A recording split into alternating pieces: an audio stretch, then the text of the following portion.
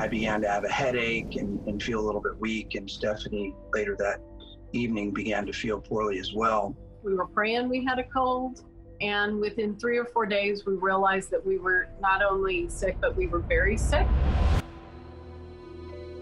The World Health Organization today declared the coronavirus a global pandemic, citing the alarming levels of spread, but also the alarming levels of inaction. Coronavirus a global pandemic, the death toll rising here in the U.S. to at least 118,000.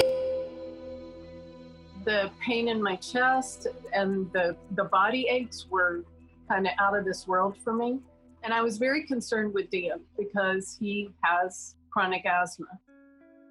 My lungs were already in bad shape, and I thought I was just having asthma issues or something.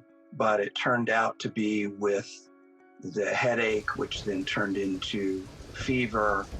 We began to get a little nervous about what was going on. I began to use more and more of the emergency medication and treatment, to the point where I was using maximum dose every 4 hours, more than I would normally get even in an ER, and my ability to breathe was declining. This is where things became a battle, because we knew if we went to the hospital, Dan and I would be separated. And we also knew that because of his severe conditions, that there was a very real possibility that he wouldn't make it. I wrote out my will in the car because I had no rational expectation of survival. We were praying in the car on the way to the hospital, and I remember turning to Dan in my sorrow and saying, I need you to know before we get there and we're separated, that you are the love of my life. And I love everything about our life together. And I just need you to know that. And we both cried.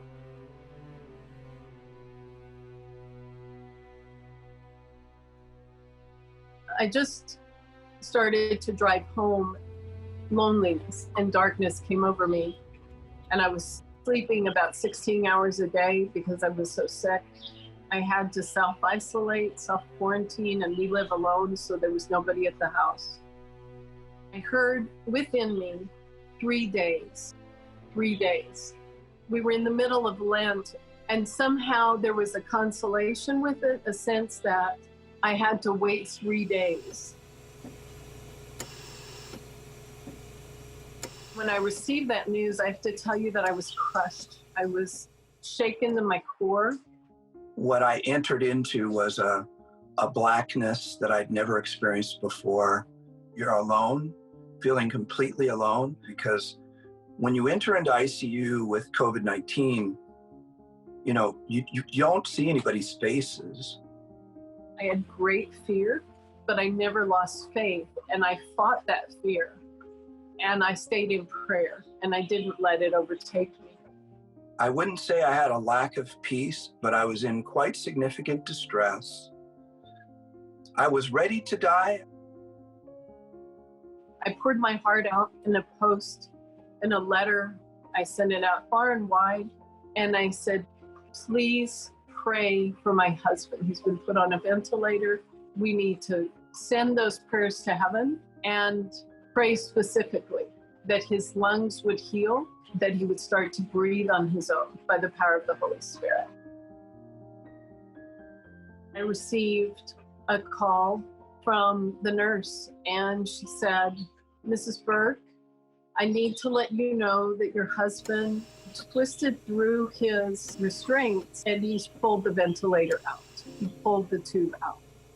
And I said, is he okay? And she said, yes, not only is he okay, but he's breathing on his own. And that was the 3rd day. And that was a turning point.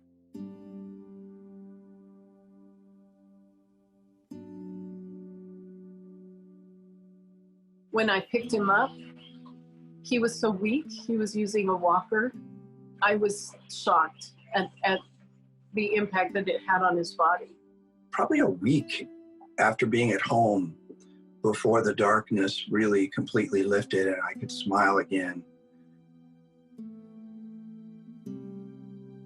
The battle was so overwhelming, like a little kid with a tiny sword coming up against the Prince of Darkness. It's brought an urgency, not a moment of our life, of our breath, of our energy, of our resources could be taken for granted or wasted. The time is now. This battle is very deep and it's very dark and it's all over the world. And the Lord is calling us back to himself.